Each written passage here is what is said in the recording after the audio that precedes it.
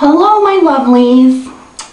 We're finally back. I got myself a card reader for my new computer because the hurricane fried my motherboard on my old computer. So anyways, I finally got myself a card reader because my new computer didn't have one, and this camera takes one of those SD memory cards, and I was having problems, you know, uploading videos since I couldn't. Anyways, here we are, back in action. And today we're going to do a hairstyle that I have had, I can't even tell you how many requests I've had for this style. A lot. Over 20, probably less than 50, but I couldn't even tell you that.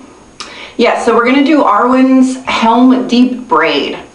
So for those of you that are unfamiliar with this legend in the long hair community, in the Lord of the Rings movies, Liv Tyler's character, Arwen, was actually not in the Helm Deep scene. However, she apparently filmed scenes for it and then was cut out of it. And she had this braid in the movie that wasn't actually in the movie. Anywhoodles, there is one single picture on the interwebs of this braid. And everybody wants to know how to do it. Here is the picture.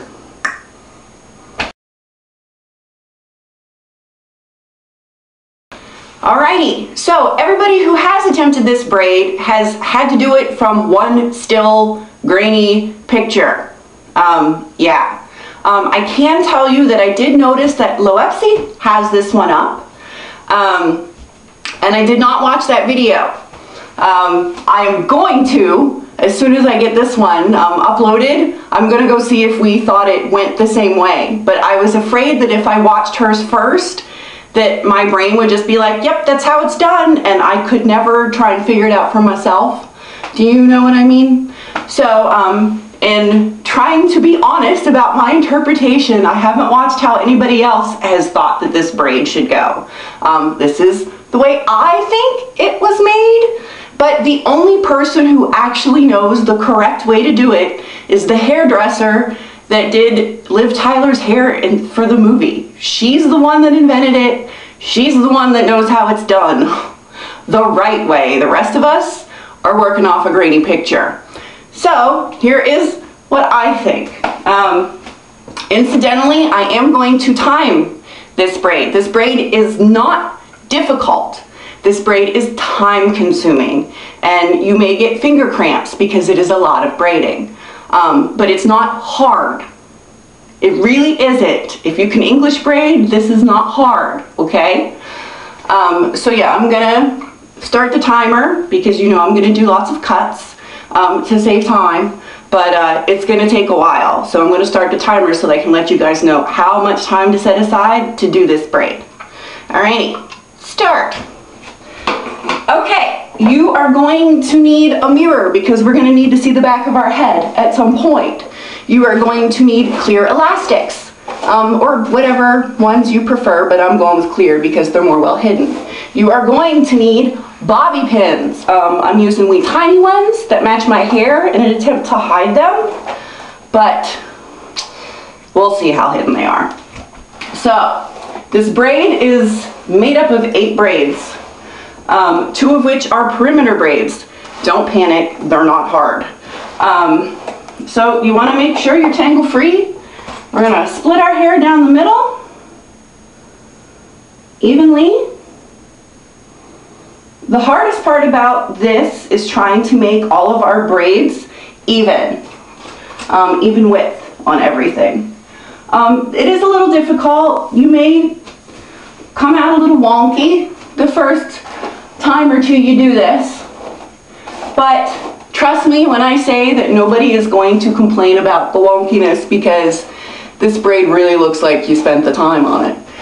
So I'm going to start from the right since it's facing you, so I'm going to tie off the left hand side and get it completely out of the way. Now, in order to get 8 even braids, that means each side needs to be 4. One of those braids is a perimeter, the other 3, straight English, nothing fancy. So let's do the fancy one first since it's up front. Perimeter braid.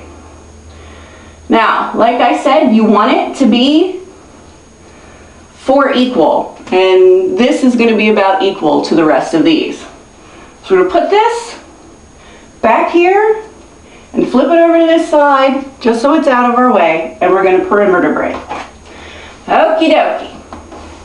Now, the thing with this one is we have to start it up a little higher. My swoop bun, I did a roped perimeter braid, which I started a lot farther down.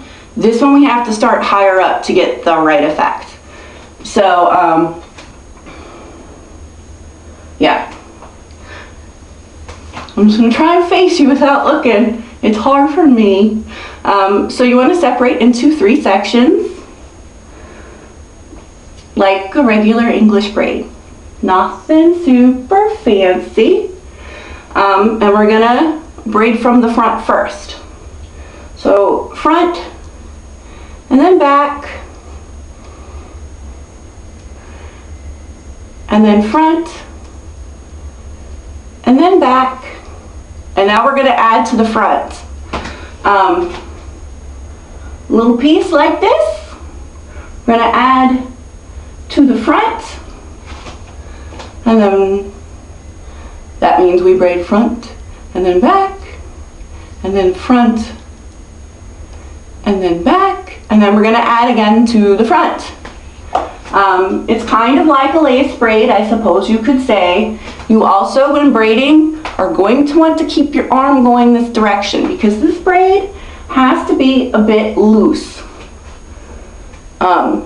So we'll add,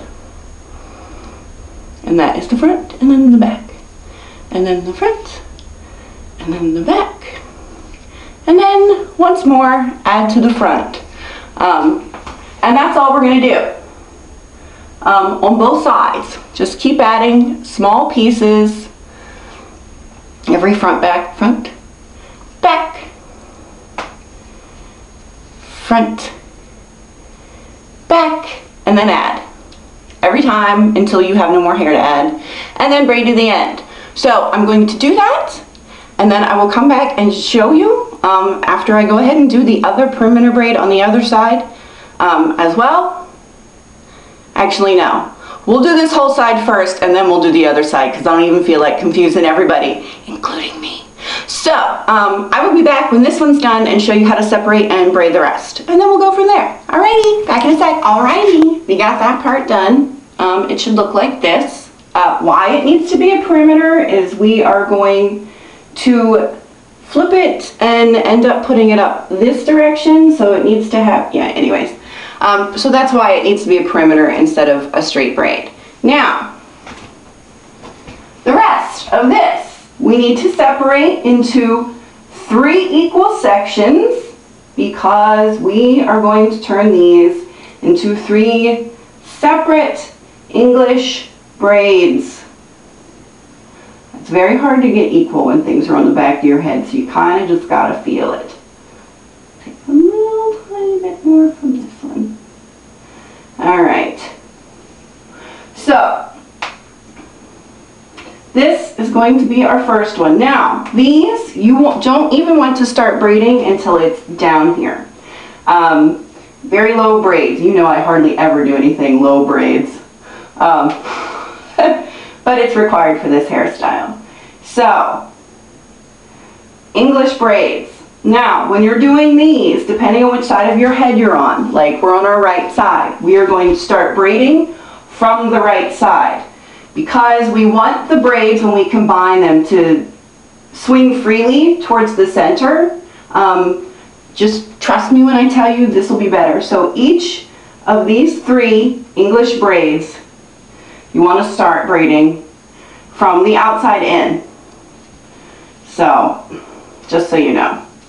Alright, so I am going to do these braids, and then I'm going to do the other side of my head, and we'll be all braided before I come back to you. Okay, we are already at 10.5 minutes in, right? Right, I'll see you in a few.